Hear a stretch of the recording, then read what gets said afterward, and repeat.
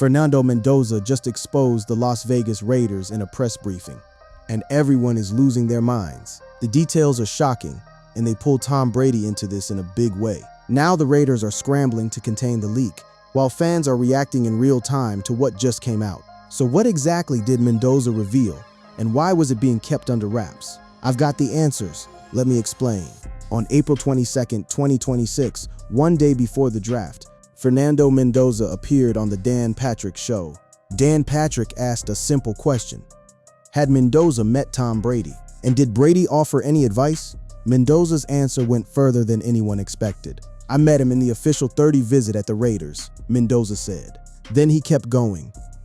He said Brady gave him a message, that Brady was going to push him, that he wasn't going to be all lovey-dovey, and that if the Raiders draft him, Brady would be a mentor. Now, the key word in that sentence is if. Mendoza used the word if, but the rest of what he said made that if meaningless. He described a conversation in which Brady detailed a personal mentorship plan for the quarterback Las Vegas was about to draft. He talked about Brady wanting to pour into him. He described being pushed. He described a working relationship. That sounded like it was already in motion. And then, seemingly realizing that he may have tipped the Raiders' plans, Mendoza tried to walk things back a bit, tacking on a qualifier about Kirk Cousins and other quarterbacks. But by then, the cat was out of the bag. This wasn't the only show he did. In the days leading up to the draft, Mendoza appeared on The Rich Eisen Show and Up at Adams before joining the Dan Patrick Show. On The Rich Eisen Show, he said going to the Raiders would mean the world, and talked about Brady in a way that made it obvious. They had already crossed the threshold from potential boss to something closer to a working partnership. He mentioned that Brady would be a boss, not a buddy, and described the opportunity in terms of when, not if, he would be working with him. Meanwhile, Kirk Cousins himself accidentally added fuel to the fire at his own introductory press conference. A reporter asked Cousins about the Raiders potentially having an all-Big Ten quarterback depth chart. Cousins from Michigan State, Aiden O'Connell from Purdue, and Mendoza from Indiana. Cousins didn't correct the premise. He didn't say, well, they haven't drafted Mendoza yet. He just answered the question as asked, with no caveat or disclaimer. Between Cousins and Mendoza, the Raiders' draft strategy was exposed before a single card was turned in. So how did we get here? To understand why Mendoza felt this comfortable going public, you have to understand the Raiders' situation. The Las Vegas Raiders have been searching for the answer at quarterback for years. Since they moved on from Derek Carr at the end of the 2022 season, the Raiders have had 8 different starting quarterbacks and a new Week 1 starter every year. Think about that. 8 starters in 4 years. That level of instability at the most important position in professional sports would break any organization, and it nearly broke this one. Jimmy Garoppolo signed as a free agent, but was often injured and inconsistent when healthy. He started only 6 games in 2023 before being released the following offseason. Then Gardner Minshew failed as a bridge quarterback, and Aiden O'Connell didn't quite develop into a dependable starter. Then came the Geno Smith experiment. The Raiders signed Geno Smith to make them a contender under coach Pete Carroll. Carroll and Smith had history from their time together in Seattle, and the hope was that reunion would spark something. It sparked nothing. Smith led the NFL with 17 interceptions. Carroll was fired, and the team was so bad as to earn the first pick in the draft. That 3-14 season was the worst in the franchise's Las Vegas era. The Raiders had just one playoff appearance since 2017 and hadn't won a postseason game since the 2002 season. They had just 2 winning seasons since their run to Super Bowl XXXV 23 years ago. The story of the NFL in Las Vegas had almost become more about hosting the Super Bowl than actually competing in it. The organization attempted a reset. They fired Pete Carroll after just 1 season and replaced him with a young, offensive-minded leader in Clint Kubiak. New general manager John Spytek was brought in to overhaul the roster. The front office traded veteran talent and stockpiled picks. They signed center Tyler Linderbaum to a 3-year, $81 million contract, brought in defensive end Kwity Paye, and linebackers Nakobe Dean and Quay Walker. They were building a roster around whatever quarterback they were going to take with the first pick. And then there was the Tom Brady factor. Brady, the 7-time Super Bowl champion, had become a minority owner of the Raiders. His involvement with the front office, particularly with John Spytek, had made him a valuable sounding board. He wasn't running the day-to-day operations, but his presence in the building and up in the coach's booth on Monday Night Football mattered.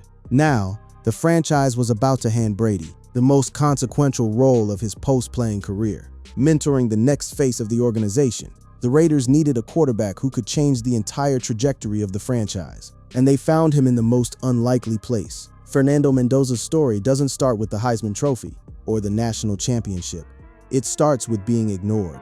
As a high school prospect at Christopher Columbus High School in Miami, Mendoza was consistently rated as a 2-star or low 3-star prospect by recruiting services. He was not invited to major camps, and his film was largely ignored by the top-tier Power 5 schools. The kid could play.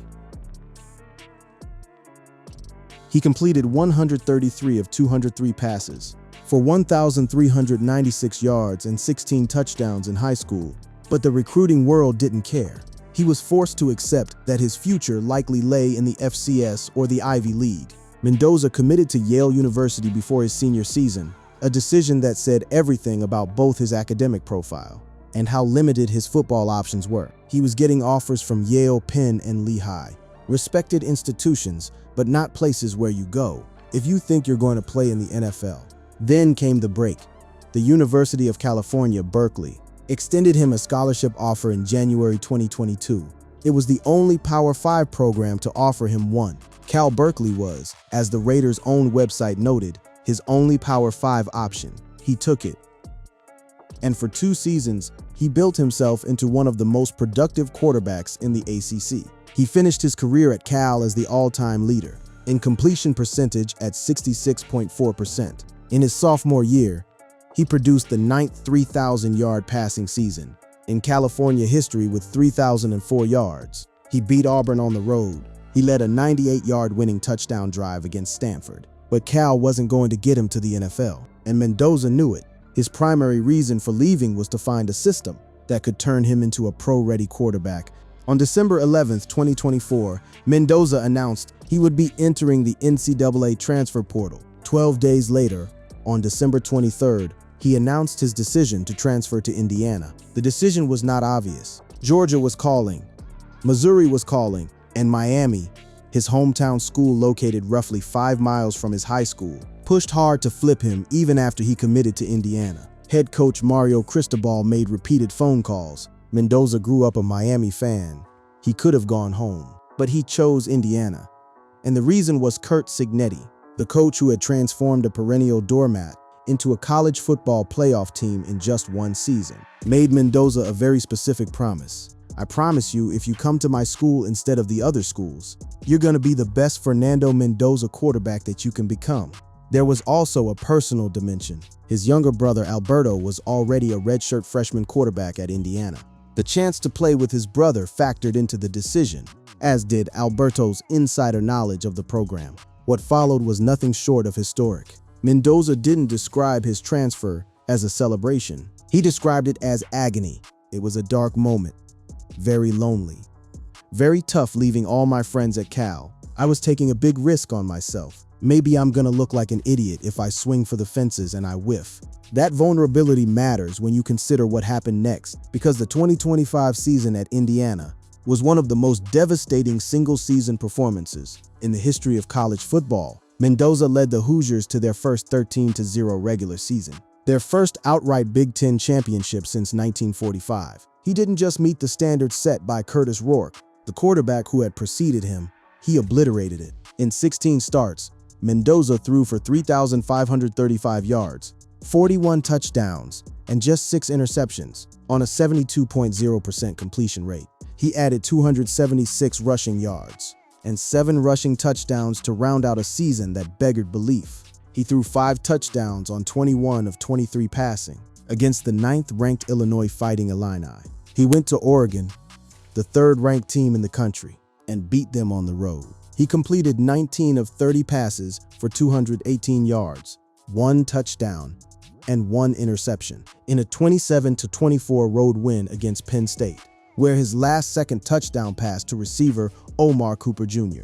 was widely described as a Heisman moment. He demolished Wisconsin with 22 of 24 passing for 299 yards and 4 touchdowns. He ran through the college football playoffs like a buzzsaw, cemented himself as the top quarterback in the draft class by taking down 3 potential usurpers: Alabama's Ty Simpson, Oregon's Dante Moore, and Miami's Carson Beck. The individual hardware piled up in ways that defied the imagination. Heisman Trophy winner, Associated Press Player of the Year, Walter Camp Award, Davey O'Brien Award, Maxwell Award. He became Indiana's first ever Heisman Trophy winner and the first player from the Big Ten to win it since Troy Smith of Ohio State in 2006. He also became the first Indiana quarterback to win both the Davey O'Brien Award and the Manning Award. This was no longer a story about a transfer portal gamble. This was about a kid who had been a 2-star recruit, the 250th overall prospect coming out of Florida in 2022,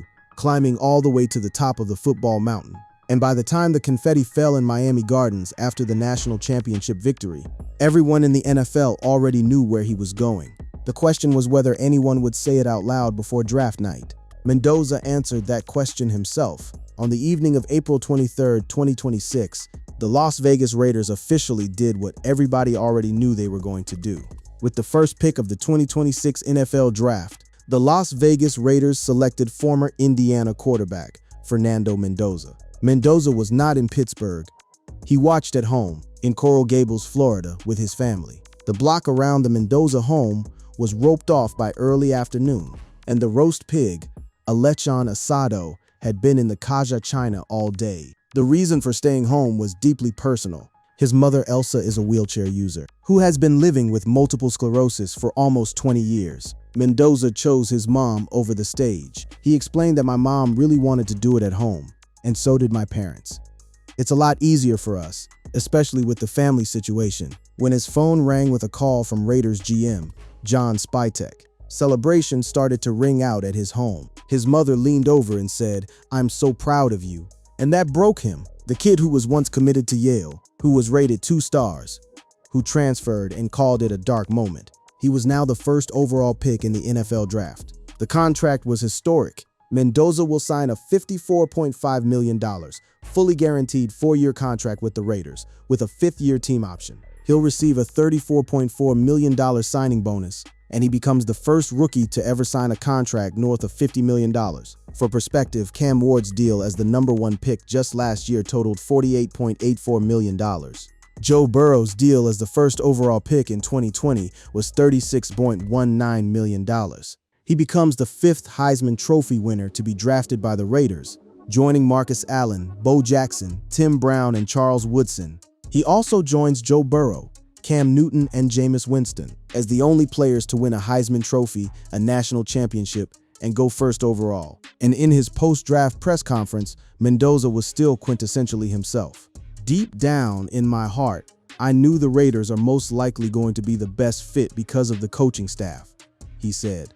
"I believe I'm still the underdog," he added, a statement that feels almost laughable from the #1 overall pick, but tracks perfectly with a player who remembers being ranked 250th coming out of high school.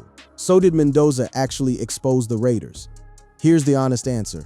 The odds on Mendoza being the first pick were at -20,000. That means a $200 bet would have earned you $1. The pick was, as multiple outlets put it, the worst kept secret in football. Raiders GM John Spytek himself shut down trade discussions for the first pick, saying, "We've gotten a few calls, and those teams know where they stand." Kirk Cousins confirmed it without meaning to. Mendoza confirmed it across 3 national shows. He had been working with Brian Grease to understand the Raiders' offense before even being drafted. He had visited their facility. He had sat with Tom Brady. He had his bags packed for Las Vegas before the commissioner even walked to the podium in Pittsburgh. Mendoza didn't so much expose the Raiders as he tore the thin veil off a decision the entire football world already understood.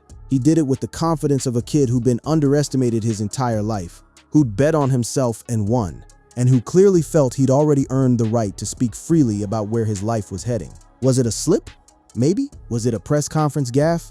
Technically. But for a player whose whole identity is built on defying expectations and being fearlessly authentic, it was exactly on brand. The Raiders got their guy. Mendoza got his team. and the NFL got a story that by all accounts is just getting started. Fernando Mendoza just exposed the Las Vegas Raiders in a press briefing, and everyone is losing their minds. The details are shocking, and they pull Tom Brady into this in a big way. Now the Raiders are scrambling to contain the leak, while fans are reacting in real time to what just came out. So what exactly did Mendoza reveal, and why was it being kept under wraps? I've got the answers. Let me explain. On April 22nd, 2026, one day before the draft, Fernando Mendoza appeared on the Dan Patrick Show. Dan Patrick asked a simple question. Had Mendoza met Tom Brady? And did Brady offer any advice? Mendoza's answer went further than anyone expected. I met him in the official 30 visit at the Raiders, Mendoza said. Then he kept going. He said Brady gave him a message, that Brady was going to push him, that he wasn't going to be all lovey-dovey, and that if the Raiders draft him, Brady would be a mentor. Now, the key word in that sentence is if. Mendoza used the word if, but the rest of what he said made that if meaningless. He described a conversation in which Brady detailed a personal mentorship plan for the quarterback Las Vegas was about to draft. He talked about Brady wanting to pour into him. He described being pushed. He described a working relationship. That sounded like it was already in motion. And then, seemingly realizing that he may have tipped the Raiders' plans, Mendoza tried to walk things back a bit, tacking on a qualifier about Kirk Cousins and other quarterbacks. But by then, the cat was out of the bag. This wasn't the only show he did. In the days leading up to the draft, Mendoza